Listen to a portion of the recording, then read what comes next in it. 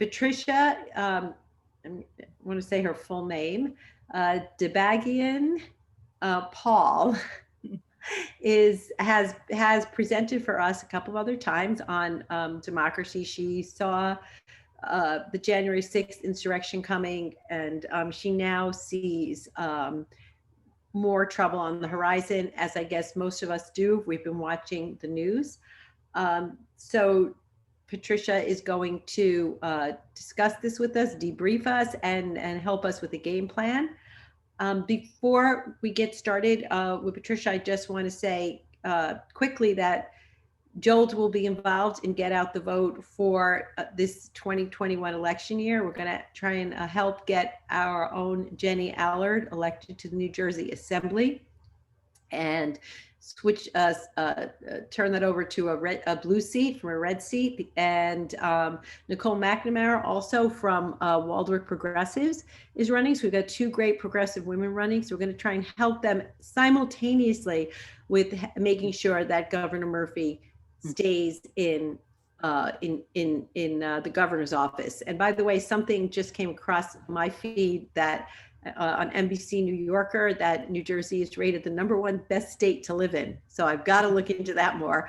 But certainly during COVID, I think a lot of us felt really safe also. So that was, and we feel like we've got a progressive leader here. I mean, I think he's doing every bit as much as he can, given what he's faced with in our own, with his own Democrats in the Senate, et cetera.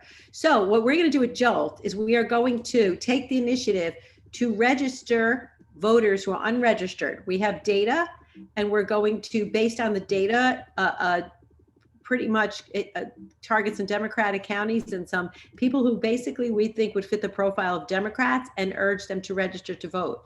The other thing we're going to do is reach out to inactive voters and inactive Democratic voters and try to get them to vote again this election cycle. And this is also with, of course, 2022 congressional races in mind. So we're going to look at a couple of towns right here in LD40, and we're going to look at Allentown, Pennsylvania, because we want to get John Fetterman in that Senate seat. We need obviously more blue senators, and this is a good place for us to target. We walked Northampton County, Pennsylvania last election cycle. We were able to do phone banks and text banks for them. So it's a very close relationship, and we will be able to help in that county too. It's super important that we get started really early on that. The other thing is underlining these problems. We always think we believe is an informational a problem with news dissemination, with the availability of various news stations across the country. And also we're very concerned with a net neutrality and protecting a fair and open and free internet. So we're going to be doing some research on that and have some policy papers done, and hopefully make some proposals for legislation to our senators. So if you have any interest in donating to Jolt, please go to our webpage and do so, or send us a check, because these lists and some other things are costing some money. But more importantly, and most importantly, is, we're going to tap you to phone bank and text bank and help in the most immediate future, help write to register voters. So please, stay on top of this, stay in touch with us, and be ready to get started. So Patricia is a former civil rights attorney. She's a Harvard alum. She is head of which Harvard? Just former civil rights attorney, former union organizer, now small business owner. And now she runs a small business, and she doesn't want more obviously said about her. So without further ado, here's Patricia. Right, as one would always say, right, my views are my own, not those of my employer or anywhere I might be an alum of. And so with that, I'm happy to share some very opinionated views. And I'm going to say some things that sound very frank and are just really very straightforward about where I think we are at this moment in history. But before I get into some of that, which may sound pretty intense, I first want to just say, let's take a moment and celebrate some incredible news from this last election cycle, right? All of the incredibly hard work local work of the sort that Kathy is describing and national work of the sort that people rolled up their sleeves and did, produced a win against what was clearly an autocratic power grab. And if you read scholars like Ruth Ben-Ghiat and the other leading scholars of authoritarianism and of how democracies collapse into not democracies, you'll know, as Ruth Ben-Ghiat and others share, that when there is an attempt from within a government to wreck a democracy, it's very tough to fend that off. When you have someone who is using the power of sitting in government to try to wreck democratic process, it's very, very hard to defeat that. And we did it. And so I want us to take a moment and feel great about that. And if you think about it, it was really a Hail Mary. I don't know how many of us here thought that we would win both Georgia seats. But that was considered, let's be very clear, that was considered an absolute Hail Mary. And imagine what a different situation we would be in if we had not done that. And so it is really the case that we should feel great about having beaten back that authoritarian attempt with all of our hard work. And every day that goes by, more news comes out about just how serious and ruthless that attempt was. We'll touch on some of the news from DOJ in this discussion, but again, it makes it really clear that this was a very serious attempt. So I want us to sort of go into this discussion feeling great that we accomplished that. And if we as a nation accomplish that, we can also meet and overcome the challenges that are ahead of us now. So why did I title this talk, The Counting Coup? So there's the famous saying, right, that democracy is really not so much in the casting of the votes, it's in the counting of the votes.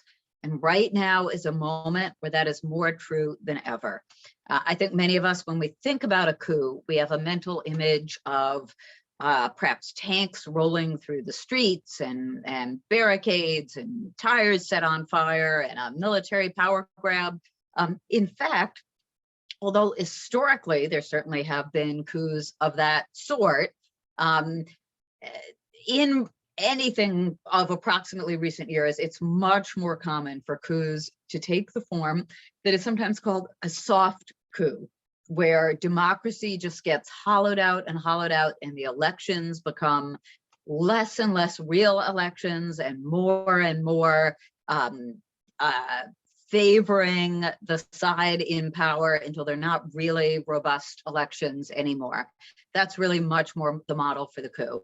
And while it looks like there may indeed have been some kind of an attempt towards the first kind as well, as we saw with the insurrection, nonetheless, the biggest challenge that I think we face now is the counting coup.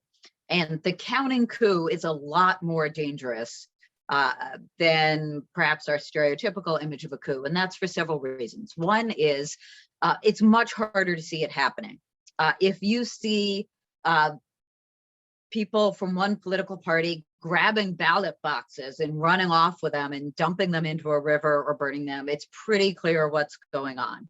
If there is a counting coup where the vote count itself is very quietly corrupted, it's very hard to know if it's happening. It's very hard to mobilize people around it.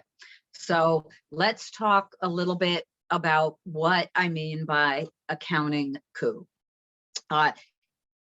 Certain laws that have been proposed state by state have gotten a lot of attention, and some of these laws are absolutely terrible, like prohibiting volunteers from giving water to voters waiting online in the heat. That's a terrible law. It's meant to suppress voting. There are a lot of other laws out there that are meant to suppress and discourage voting.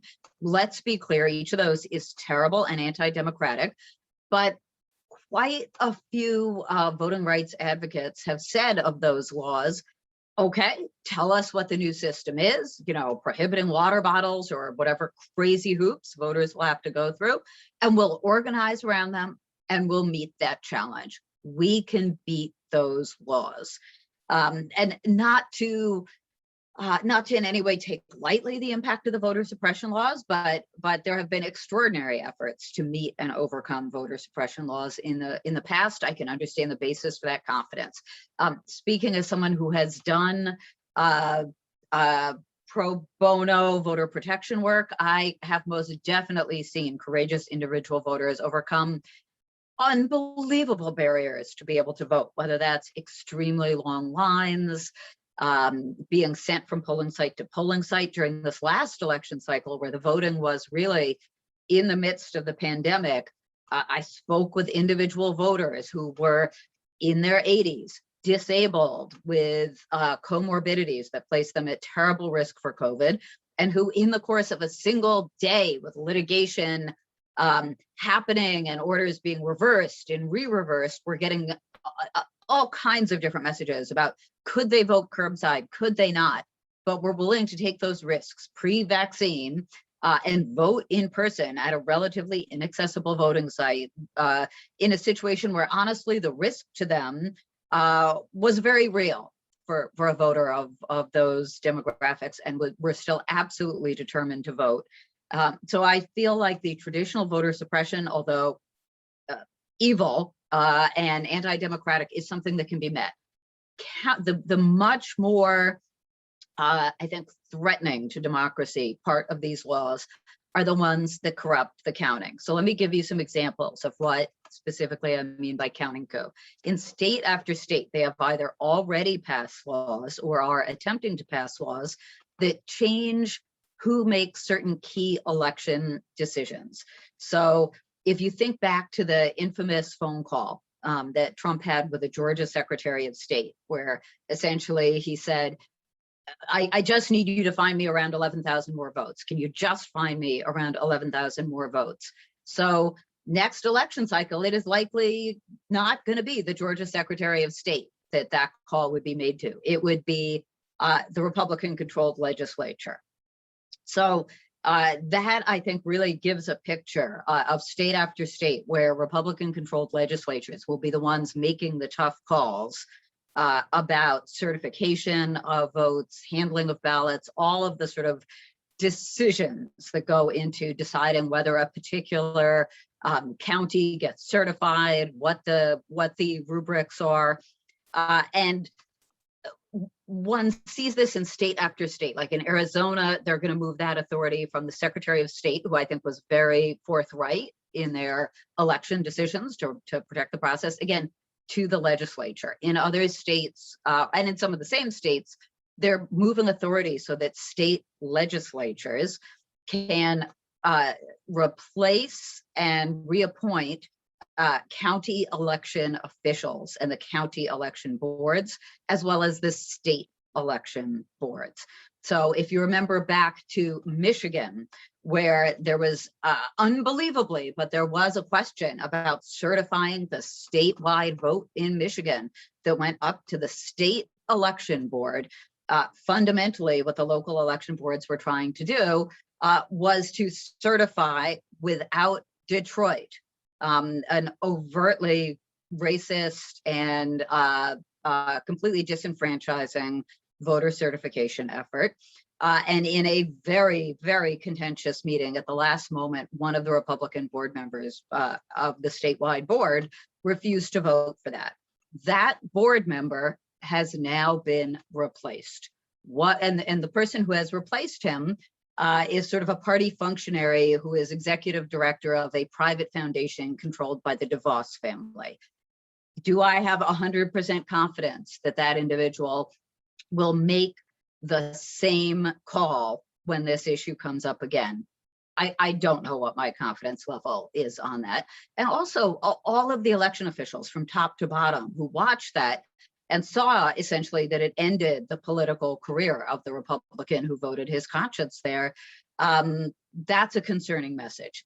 For some people, it might change their vote. And for others, just as concerning, it might cause them not to choose not to try to become a county or state election official, or not to become an election or poll monitor. So these are some examples of what I mean by the counting coup. And what happened this past election essentially was a practice run. It wasn't practice in the sense that if they could have gotten away with it, they would have done it. That in that sense, it was very real. But since it was not quite successful, it works as a practice run. And famously, a great many scholars have said a coup attempt that doesn't succeed is called a practice run. And so now they have seen where the bottlenecks are in preventing them from influencing the count. And they're very aggressively addressing it, whether it's replacing county and state election officials, whether it's changing where the authority lies. It's a very, very active effort. And overwhelmingly, it's giving state legislatures that are predominantly controlled by Republicans tremendously more say at every step of the election process. So it was clear the last cycle that there were certain really outlandish kinds of arguments that didn't work too well or that were rejected by judges. And when outlandish arguments came in from outsiders, individual voters who made, frankly, bizarre claims and affidavits that really had nothing to do with election processes, when that fairly out of left field affidavit measured up against a state election board certification of the vote, the courts very properly said, you know, we have our proper certification of the vote. We're declining to throw out that proper certification. That was wonderful that the system held and a victory for democracy. But my question for all of us today is, what happens when the call is coming from inside the House? What do these judges do when next time a state board, let's say with one vote different than what happened at the Michigan State Board, perhaps refuses to certify the vote from the county that Detroit or Philadelphia is in?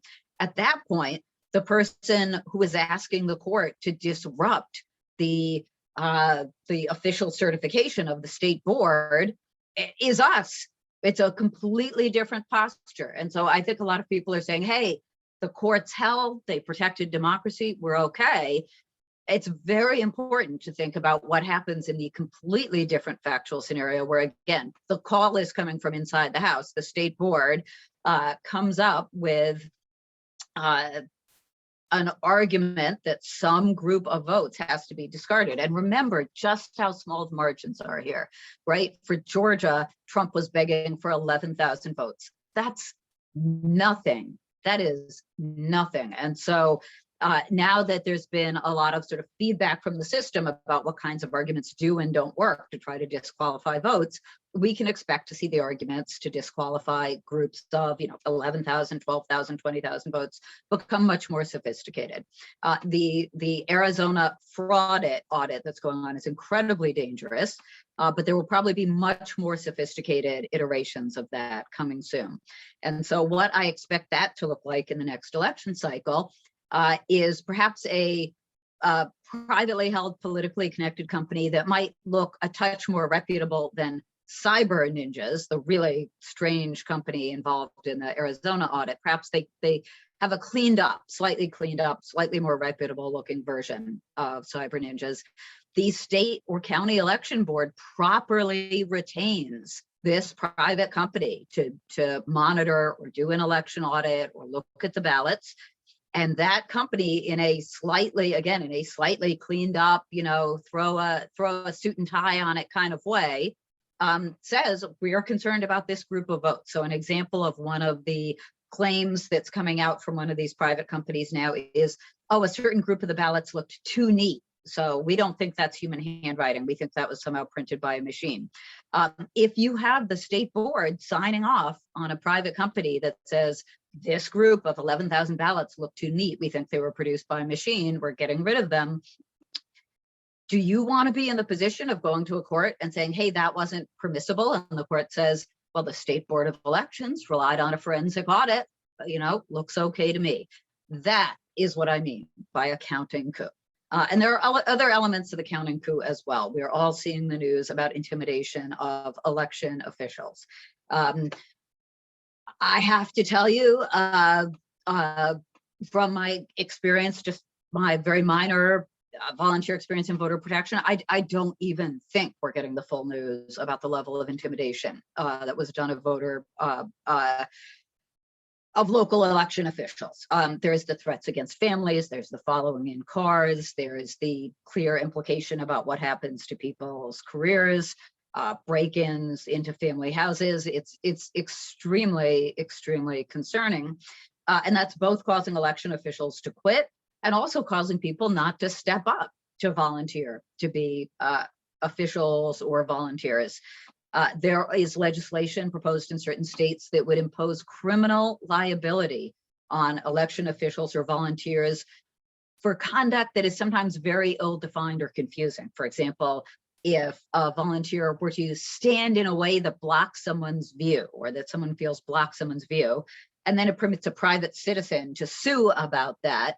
If I'm thinking about being an election volunteer and then a private citizen can sue me because they think I'm somehow standing in a place that blocks their view in a polling site, I'm going to feel concerned about volunteering, right? So it's going to impact who is the group of people that volunteers. And I don't think it's very going far out on a limb to say you may get a lot more sort of MAGA true believers volunteering and fewer people who are not volunteering at those polling sites, which is tremendously impactful because there are a tremendous number of judgment calls. Does this signature match? Were you standing in line already when the polls closed? It's very impactful as to the composition of the election workers and the volunteers. And I think that what we've absolutely seen, in addition to the counting coup at the local level that is plainly being teed up, is that it's also going to happen at the national level.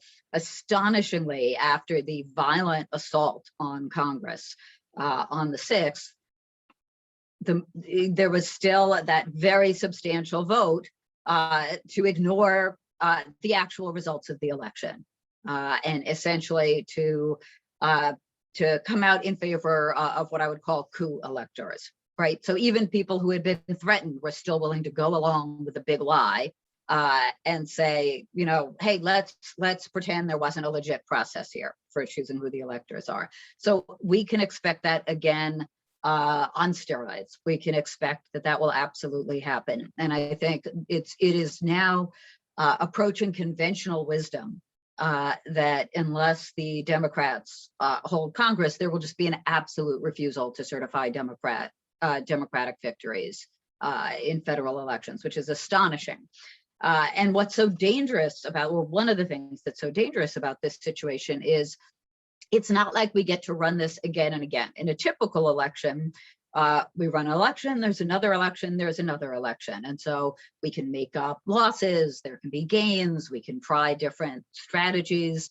In a situation where one party is attempting to break democracy, there's no second round. Once they break it, there will be no more true contested elections. And so the stakes could not possibly be higher. The importance of being involved from the local through the federal levels is higher than it's ever been. And the concern that I think many of us feel in looking at looking out at the field now is a lot of the defense of democracy that's being played is being played in fairly conventional ways. It's, let's oppose voter suppression laws. Let's make sure to enforce existing voting rights laws. It's not going to be sufficient. The game that's being played now in terms of the counting coup is an entirely different game. And the Brennan Center actually just put out a phenomenal paper on the kinds of actions, very specific, actionable items that can be taken to defend democracy in this situation.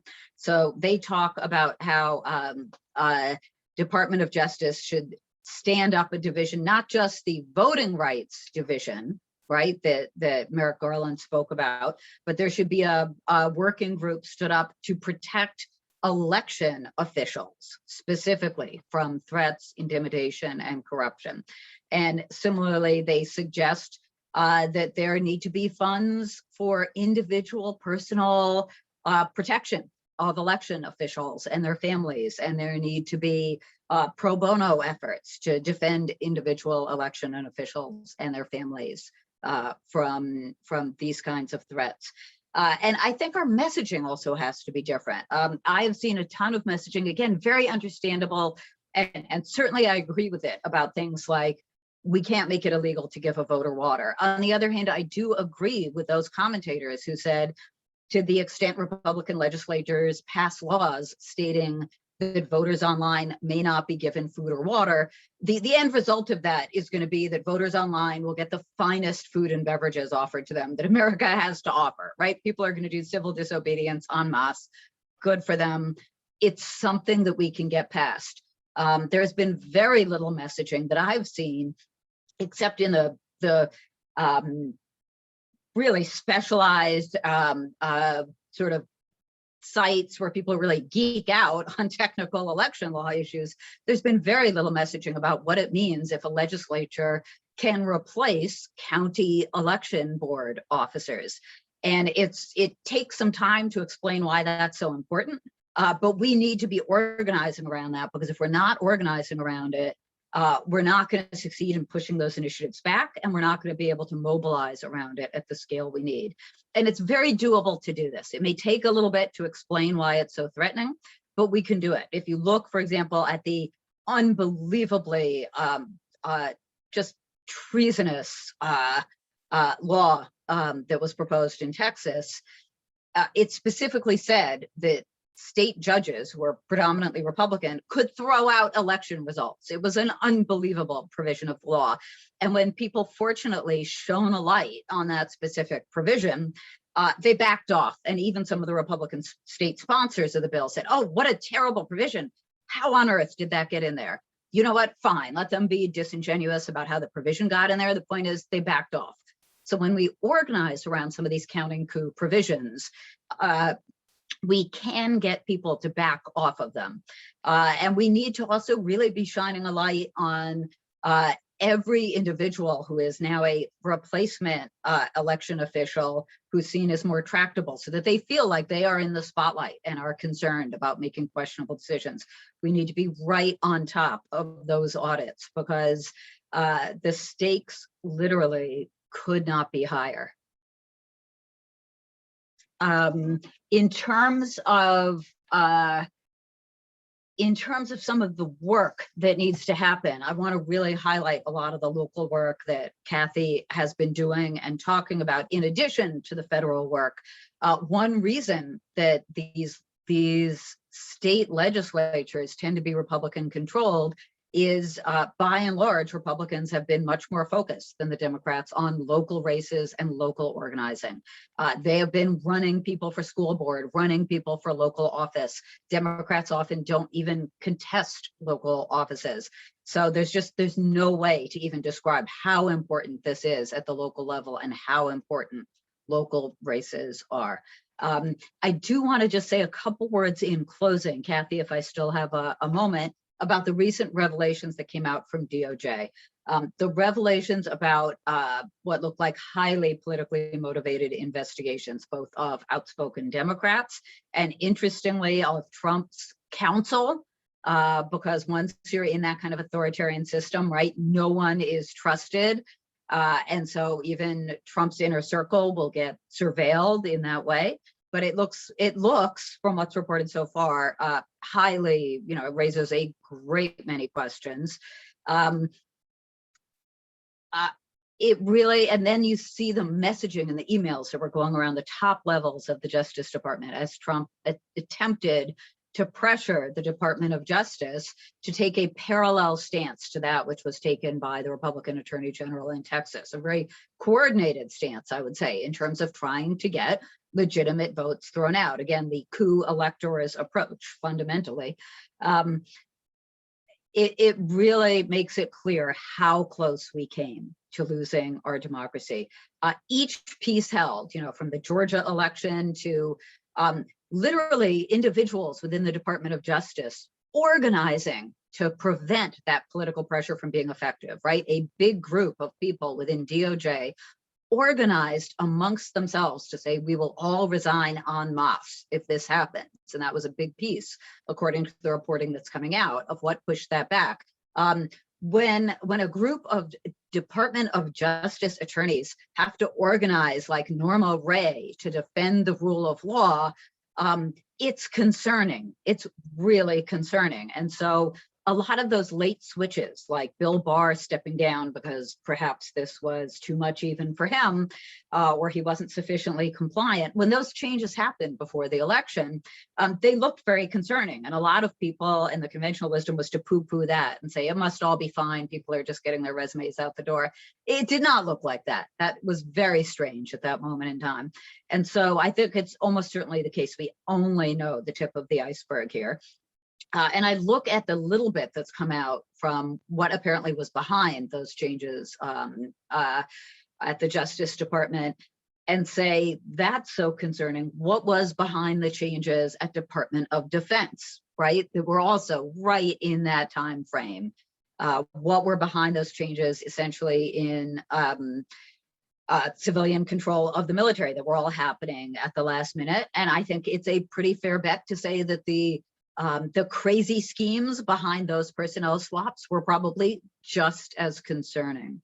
And so we have to really think that this is the time to organize against the counting coup, and to really take a strong stance against what was truly announced as an attempted coup. The insurrection was not quiet. It was, let's invade Congress and be violent and try to change the result of an election. And people who are still arguing about whether that was an attempted coup to try to do that, I don't understand that. It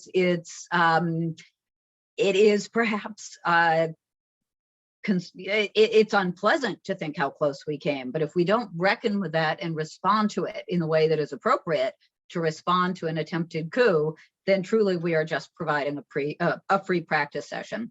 And if a year from now we're looking back and no one who was involved in this attempted coup has paid any significant price for their involvement in the coup, then you have to think that the math for people in 22 and onwards will be, well, if I don't succeed in the coup attempt, so what? And I think that in addition to the local organizing we need to do that Kathy has described, we also need to be very vocal in reaching out to our elected officials and saying there can't be a coup that goes unpunished. That's just begging for another coup. We need to not just say, oh, we're going back to business as usual. If the worst that Trump had accomplished was to have, a few sketchy, vaguely corrupt looking things happen, like, oh, maybe someone who's politically connected didn't face an investigation when they should have, or something of that sort, then the response to that could have been, okay, let's go back to a very above board, forthright business as usual. When it's an attempted coup with a gallows constructed outside of Congress, just going back to a forthright business as usual does not defend our democracy. It's simply not sufficient. More is asked of us in this moment.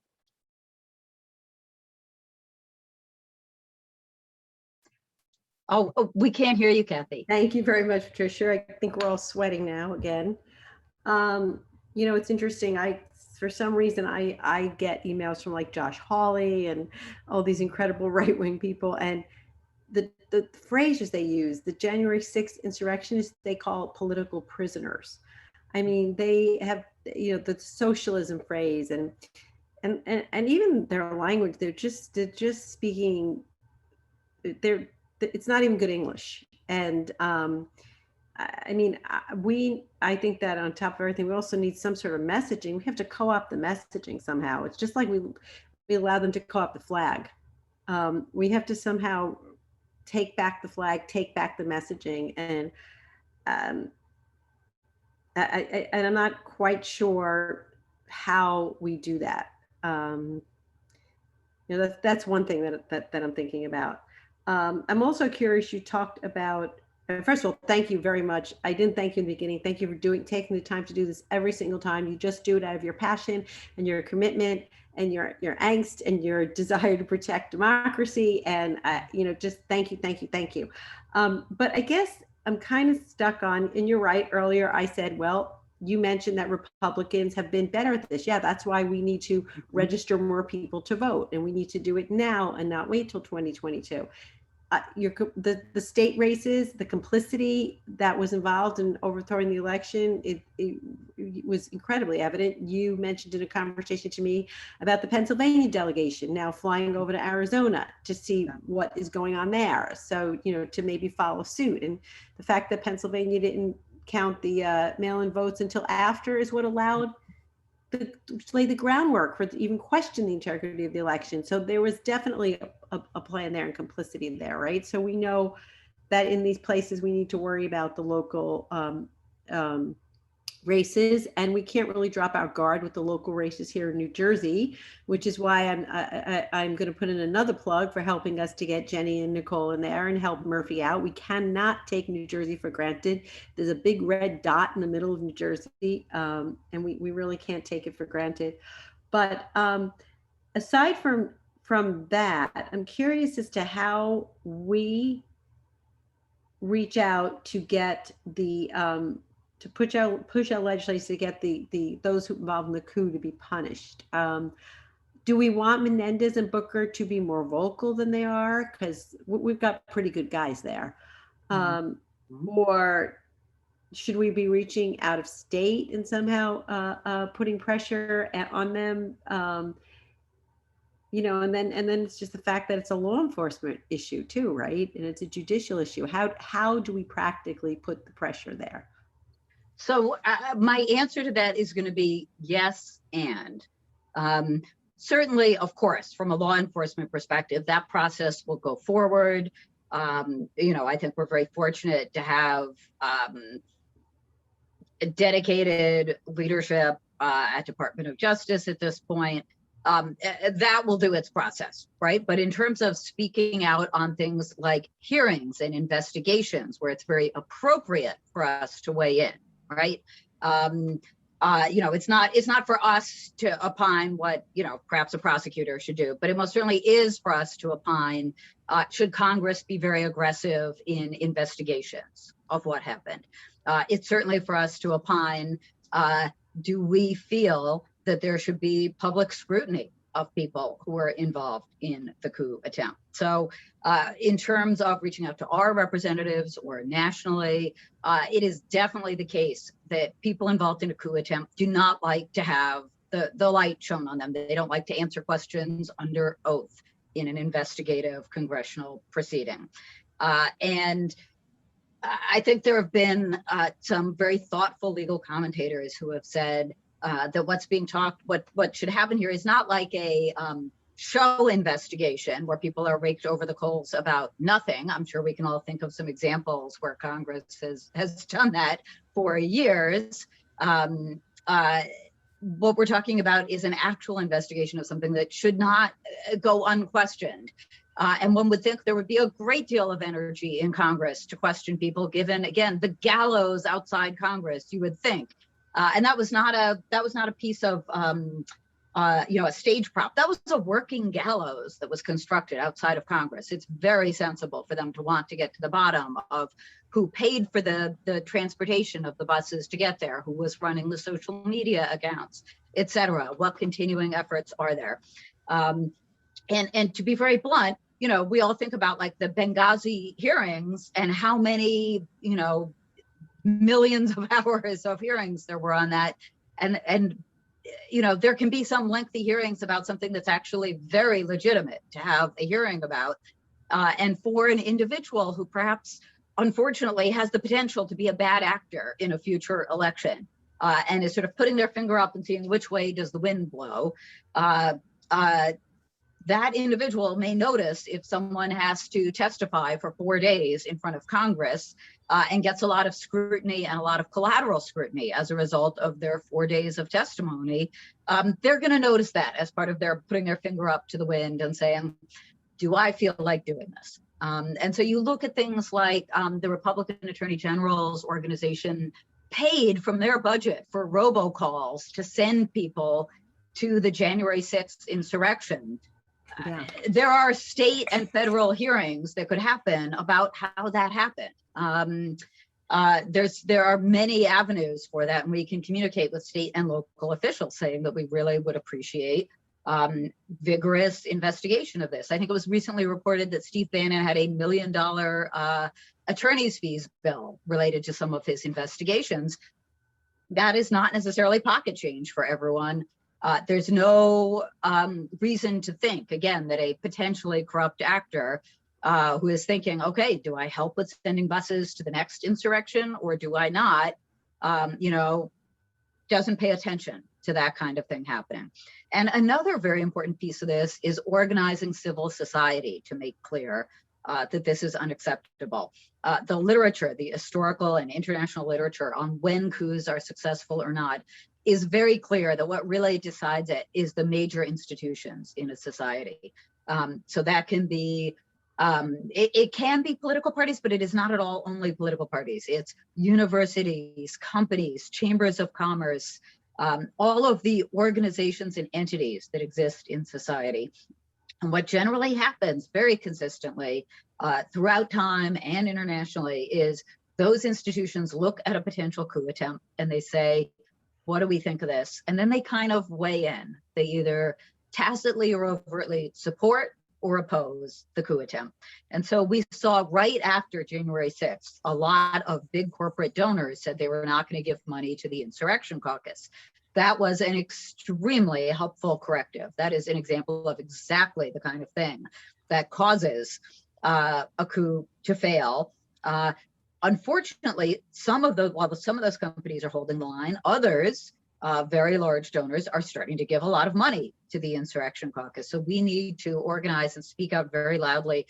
If we are on boards, if we are shareholders, if we are members of faith communities, and literally any organization of people counts as a stakeholder for this analysis.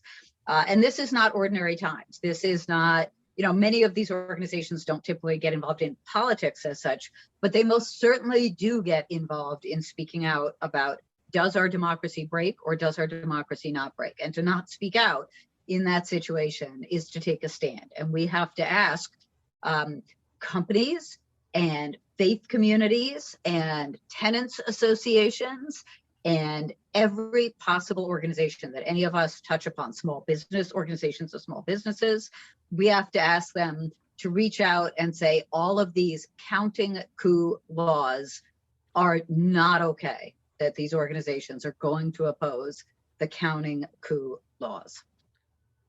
So just to like cull that down a little bit to like an active list, sounds to me like we write to Menendez, we write to Booker, we write to Gottheimer. We have always written to people outside of our particular congressional district, and I know they say, well, they don't really care to hear from you, et cetera. My thought is always that they're there to serve America, all Americans. They're there to serve their constituents, but their loyalty is to America. And something like this, their loyalty is to democracy. And I think it's worth still approaching them. So a persuasive message like that can certainly go outside of our district to a friendly audience. I think if we're talking about a more neutral or iffy audience, they really don't care that we're reaching out to them, but they do care if one of their donors reaches out to them. Yes. And any significant donor has a multi-state presence. So what's much more effective if we have the time for 20 phone calls is for us to reach out to a stakeholder of some kind, whether it's a local chamber of commerce or a donor or what have you, and express an opinion where the people listening to that message certainly have a New Jersey presence. And then that goes into their thoughts about what input to give to their electeds. So Lake 2 is we reach out to corporations and we try to find their CEOs, et cetera, whatever we can find online. Or we can also at the same time reach out to anybody we may know who may know somebody. You said this before, like the L'Oreal commercial, you tell two friends, just like try to get the chain and think if you know anybody and just talk about it. I think a third leg is maybe letters to the editor. If we have any writers on here that want to write to the editors, try to write op-ed pieces or letters to the editor in their local papers, urging our leaders to take a stronger stance. And I guess also, I guess we would want also to push for some of the things in the Brennan Center piece Yes, where, the Brennan Center piece is amazing. I'll be happy to circulate it. yeah, I was at, oh, here it is. Clara got it for us and she put it in the, amazing. Thank you, Clara. And she put it in the thread. So everybody, the Brennan Center piece is in the thread. Now that's a list Oh, of that's the a different states one. with restrictive laws. They have an action item Yes. that says, here are 4 things to do about each of these threats to the election. Yeah. So it's, Kathy, what I could do is I could send it to you after, and maybe we Yeah. could. I mean, I think I should have, did you get it in the mail in that that newsletter that they mail out? Yes. Okay. So yep. I should have it. I haven't seen it though. So, okay. Yeah. If you one could thing just I'll say send is that after. the letters are great now that the possibility has opened up again for in-person meetings with the rollout of vaccines.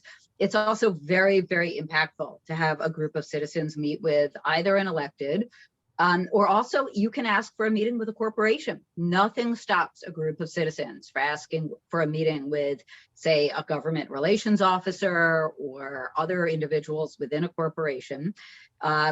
And that can be one of the most impactful things we can do. And that's something where, from my community organizer days, I have a lot of experience with that. I'd be happy to provide a training on it. Great. Okay. Thank you. Okay. Well, also Lisa Wickman just put the Brennan Center article. I believe that's the correct one too in there. So both of them are good. I would urge everybody here to read them. That's it. And, thank you, Lisa. Yeah.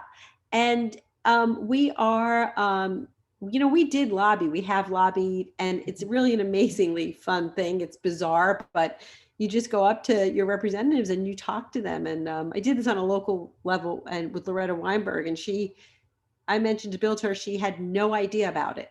And the next day she voted for it. And it was, it was interesting. It's like, oh my God, it just wasn't on her radar.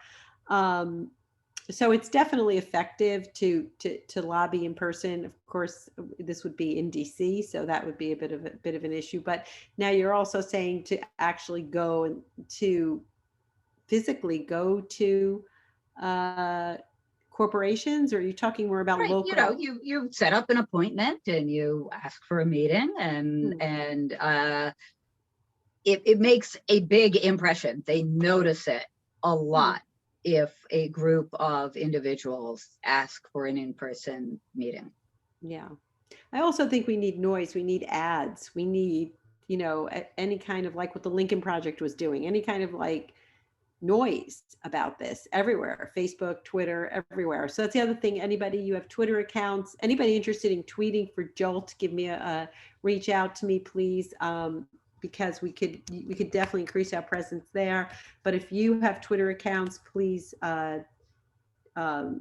just start tweeting about this stuff, and maybe linking the Brennan Center article and other articles. I think it would be great to get that Brennan Center action items more visibility.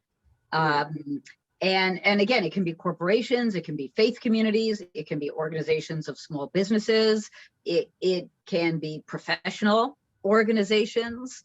I will say one that's very, very impactful to reach out to is local unions. Yes. One of the strongest predictors, again, for whether a coup is successful is whether local unions oppose it or not. And so that is something that again, I'd be very happy to help with outreach. And I think that a lot of very surprising communities can be very involved in this. So for example, organizations and communities of investors, the fact is coups destroy a lot of value and capital tends to leave after a coup.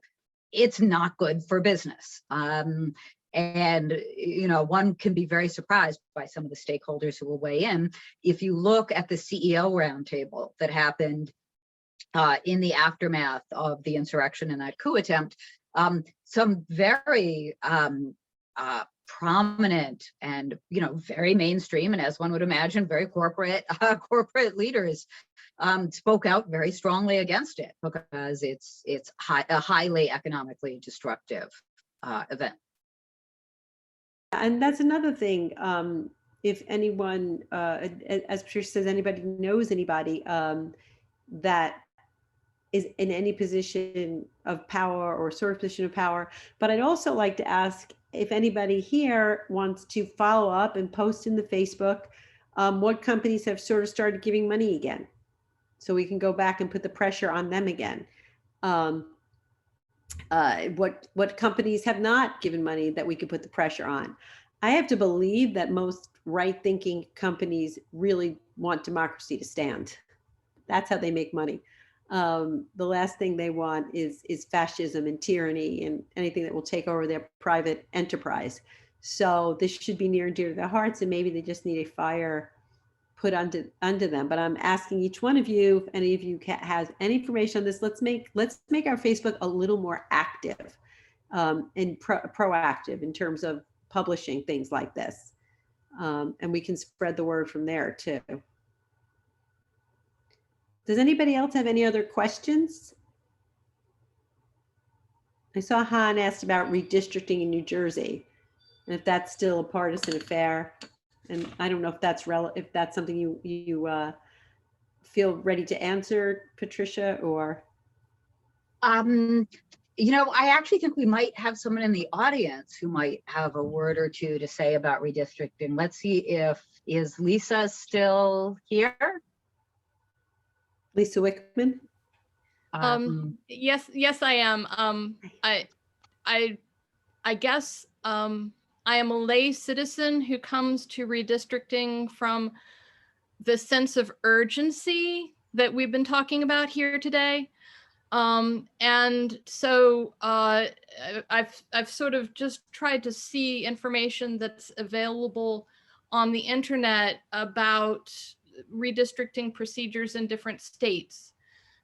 There are some states where Democrats have given up control of redistricting fully to a more bipartisan or nonpartisan process. New Jersey, I couldn't quite interpret. I've put links in the chat. It seems like there's going to be a key person. So my understanding, I believe, is that the Democrats get half of the initial members of their redistricting commission. Republicans get half of the initial members. And then there's this key tiebreaker person that gets added. And it may be really crucial, is that person gonna understand the urgency of the situation, when they are thinking about the redistricting map in New Jersey. I've also looked into the situation in New York State. And as I understand it, I believe that yes, there's a less partisan commission that's supposed to come up with proposed maps. I believe that it would be possible in the current circumstance for a 2/3 vote of the Assembly and Senate in Albany to sort of override that and pick a map that they want. And I believe there's going to be a measure on the ballot in New York State this November, if I actually understand what's going on, which might slightly, it might take the number required of Democrats from 66% to 60% to sort of take over control of the redistricting process, if I understand correctly. Certainly it takes it down to 60% for approval of a map. And it sort of sounded like for more control over the process. There's some other changes. There's a Brennan Center explanation, I believe, of proposed changes to redistricting law in New York.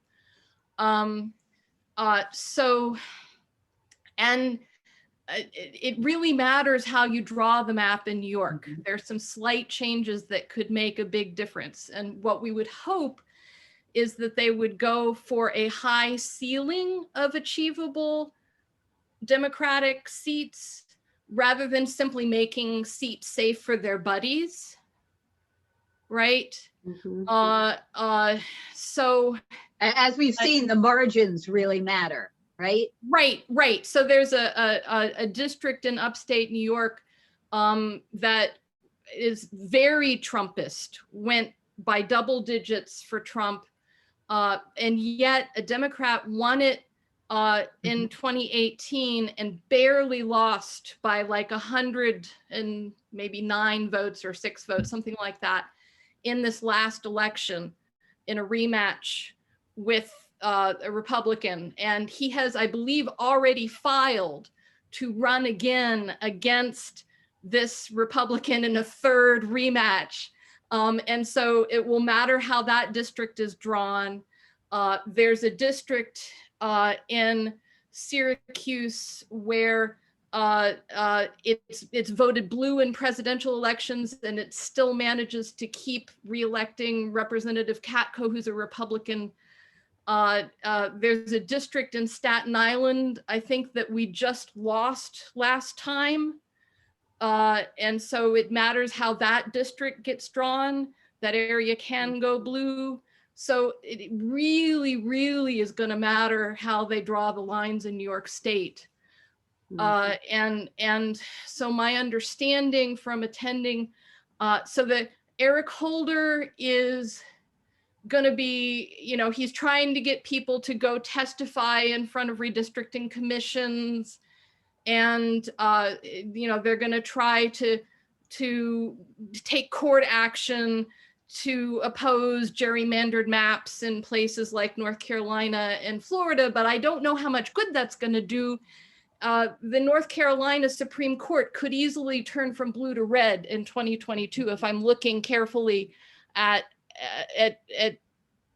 understanding the description of the New York Supreme Court or the North Carolina Supreme Court. So,